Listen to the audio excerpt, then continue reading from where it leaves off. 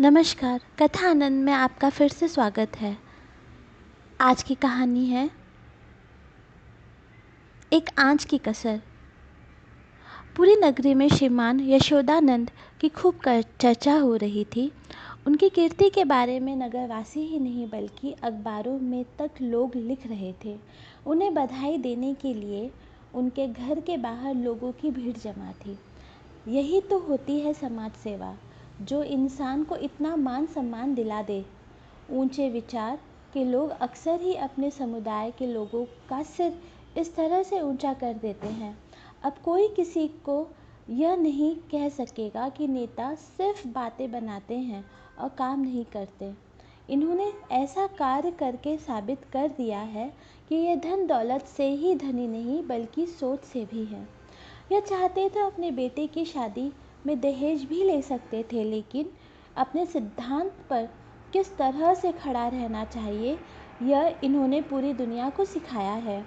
दहेज में 1 रुपए भी न लेकर यशोदानंद ने बता दिया कि वह साहसी भी है और उन्हें अपने सिद्धांतों से खूब प्रेम भी है। इन्होंने वह किया है जो कोई न कर सका। ऐसा करके यशोदानंद ने सबका सिर गर्व से ऊंचा कर दिया। श्रीमान यशोदानंद के 2 बेटे थे। एक बेटा स्नातक की पढ़ाई पूरी करके विद्वान कर चुका था। उसी की शादी हुई और वो भी बिना किसी दहेज। आज दूल्हे का तिलक हुआ, जिसमें कई लोग सम्मानित आए हुए थे। महफिल जमाने के लिए कुछ लोग सितार का हुनर दिखा रहे थे। सब लोग यशोदानंद को बधाइयाँ दे रहे थे और दावत भी तैयार थी। एक व्यक्ति ने यशोदानंद से कहा, आपने कमाल करके दिखा दिया। दूसरे मेहमान बोले, सिर्फ कमाल नहीं, इन्होंने झंडे गाड़ दिए हैं। लोग दहेज के खिलाफ सिर्फ बोलते हैं, लेकिन इन्होंने करके दिखाया। फिर तीसरे अतिथि कहने लगे, लोग पहले दहेज ले लेते हैं और फिर उस पर पर्दा डालने के लिए कहते हैं कि मुझे नफरत है दहेज से, लेकिन लड़की की दादी माँ या कोई तीसरा नहीं माना। तभी चौथे सम्मानित पुरुष बोल पड़े, आप जानते नहीं हैं, कितने तो ऐसे लोग हैं जो कहते हैं कि हमने तो अपने बेटे की पढ़ाई में खर्च किया है, उस पैसे को तो वापस लेना ही था। उन्हें सुनकर लगता है कि उन्होंने बेटे की शिक्षा पर खर्च करने की जगह पैसा बैंक में जमा करवाया हो। सबको सुनने के बाद 5वें व्यक्ति कहते हैं, मुझे समझ आ रहा है कि आप सब लोग मुझे सुना रहे हैं। क्या सारा दोष लड़के वालों का होता है? लड़की वालों का कोई दोष नहीं है। यह सुनते ही बात को शुरू करने वाले पहले सज्जन ने कहा, इसमें लड़की वालों का दोष कैसे? सिर्फ इतना ही कि वो लड़की के परिवार वाले हैं। दूसरे मेहमान ने भी 5वें से सवाल किया, हाँ, सारा दोष भगवान का ही है, उसने लड़कियों की रचना की। क्यों? तभी 5वां व्यक्ति बोला, मैंने ऐसा नहीं कहा कि सारा दोष लड़की वालों का है, लेकिन लड़की और लड़के दोनों ही बराबर के दोषी हैं। लड़की वाले पैसा नहीं देंगे तो कम से कम उन्हें ऐसी शिकायत करने का भी हक नहीं है कि लड़की के लिए अच्छा दूल्हा दुल्हन का जोड़ा क्यों नहीं लाए, बाजे गाजे अच्छे क्यों नहीं आए, क्यों? चौथे इंसान ने कहा, आपकी बात पर गौर करना चाहिए। फिर 5वां इंसान कहने लगा, बस तो आपको मानना होगा कि लड़कों की तरफ से दिए जाने वाले गहने जोड़े भी दहेज की तरह ही एक ऐसी प्रथा है जिनका त्याग होना चाहिए। यह सब सुन रहे यशोदानंद ने कहा, यह सब बेकार की बहानेबाजी है। मैंने दहेज नहीं लिया तो क्या मैं अपने बहू के लिए गहने और कपड़े नहीं ले जाऊंगा? इतने में इस बातचीत की शुरुआत करने वाला पहला व्यक्ति बोला, आपकी बात एकदम अलग है। हम जैसे आम लोगों में आप नहीं आते हैं। आपकी गिनती देवताओं में होनी चाहिए। दूसरे ने जवाब में सिर हिलाते हुए कहा, आपने दहेज में इतनी बड़ी रकम छोड़ दी, बहुत खूब। यशोदानंद तभी बोल पड़े, मेरी बढ़ाई मत कीजिए। मेरा साफ मानना है कि इंसान को अपने सिद्धांत पर ही चलना चाहिए। सिद्धांत के सामने पैसों का कोई मोल नहीं होता। मैंने भरी सभा में कभी दहेज जैसी कुप्रथा के बारे में कुछ नहीं कहा, लेकिन इस प्रस्ताव पर कॉन्फ्रेंस में मैंने हामी भरी थी और मैं इससे बंध चुका हूँ। मैं चाहकर भी दहेज नहीं ले सकता हूँ। मेरी आत्मा मुझे कभी ऐसा नहीं करने देगी, और कभी ऐसा कर लिया तो मुझे मानसिक रूप से इतनी पीड़ा होगी कि मैं सहन नहीं कर पाऊंगा। पांचवा व्यक्ति एकदम से बोल पड़ा, आपके इस कार्य के लिए कॉन्फ्रेंस में आपकी सभापति नहीं बनाया गया तो गलत है। यशोदानंद जवाब देते हैं, मैंने दहेज न लेने का फैसला खुद से किया है। इसके लिए मुझे किसी तरह की पहचान मिले या ना मिले कोई फर्क मुझे नहीं पड़ता। इसी बीच शाहजहांपुर के स्वामी दयाल तिलक लेकर आ गए। सभी उन्हीं के इंतज़ार में थे। उन्होंने पूरी रीति रिवाज के साथ तिलक किया। उसके बाद दहेज को कुप्रथा बताते हुए यशोदानंद भाषण देने लगे। साफ पता चल रहा था कि उन्होंने भाषण की पूरी तैयारी कर रखी थी। उन्होंने कहा कि पहले दहेज जैसी कोई प्रथा नहीं थी। बादशाहों के ज़माने से यह प्रथा शुरू हुई है, जो एक कुप्रथा है। उस समय सारे नौजवान युवक सेना में चले जाते थे, जिससे लड़के कम होने लगे और दहेज से लड़कों का ताल मोल का चलन शुरू हुआ।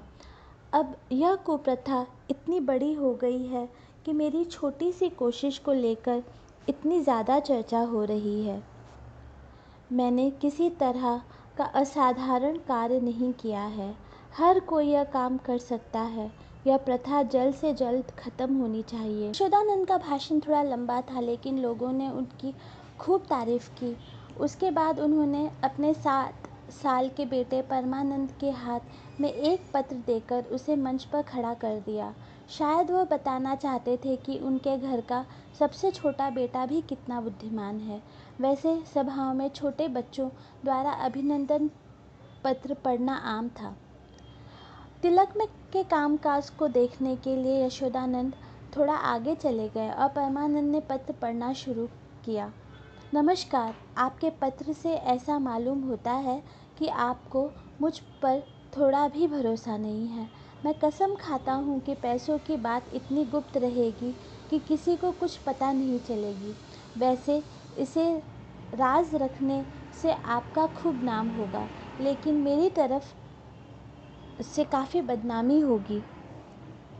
अब इस लेन देन को गुप्त रखने के से मेरी जो बदनामी दुनिया में होगी, उसके लिए आप 25 में से 5 कम करने की मुझ पर कृपा करें। भले ही यशोदानंद दूर थे, लेकिन उनके कान में 25 से 5 कम करने वाली बात पड़ गई। यह सुनते ही वह दौड़कर अपने बेटे के पास गया और कहने लगा कि नालायक, ये क्या पढ़ रहा है? यह तो कुछ कानूनी कागज़ है। यह सुनकर एक व्यक्ति ने कहा कि पढ़ने दीजिए ना, ऐसा कानूनी कागज़ हमने कभी नहीं सुना, और इसे सुनने में जो मज़ा है वह बहुत ही अलग है। तभी यशोदानंद की बढ़ाई में बात शुरू करने वाले पहले मेहमान ने परमानंद से पूछा, बेटा, तुम्हें यह कागज़ कहाँ से मिला? उसने जवाब दिया, मेज़ की दराज में यह रखा हुआ था। इन्होंने पहले ही कहा था कि कमरे में पत्र रखा है, पढ़ लेना। जब पढ़ा तो गुस्सा करने लगे। यशोदानंद ने कहा, नालायक, वो यह कागज़ था, इसे मेज़ के ऊपर रखा था मैंने। तुमने किसने दराज खोलने के लिए बोला था? इतना कहकर गुस्से में यशोदानंद अपने बेटे परमानंद की तरफ देखने लगे। पहला व्यक्ति ने कहा, साहब, यह आकाशवाणी थी, अब कोई फ़ायदा नहीं, सारा भांडा फूट चुका है। तभी अन्य लोग कहने लगे कि यह भी ऐसा ही निकला, चलो सब अपने अपने घर चलते हैं। दूसरा व्यक्ति बोला, इसी को तो नेतागिरी कहते हैं, किसी तरह से अपना उल्लू सीधा कर लेते हैं, पता ही नहीं चलता। चलिए चलते हैं अब। यशोदानंद ने लोगों को रोकते हुए कहा, अरे बैठिए, दावत तैयार है, पत्तल भी लग गए हैं, कुछ खाकर तो जाइएगा।